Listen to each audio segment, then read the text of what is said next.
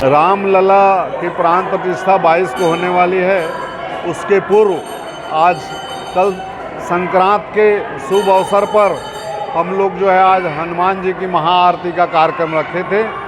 इस कार्यक्रम में सब लोग का मुख्य उद्देश्य जो है जन जागरण करना है, अपने अपने मंदिर देवालय की स्वच्छता करना है, अपने घर आंगन का भी स्वच्छ करना है और भगवान रामलला के प्राण प्रतिष्ठा के लिए पूरे उत्साह के साथ पूरे शहर को, नगर को जो है दीप प्रज्वलित करके जगमगाना है। यही हमारी आज के कार्यक्रम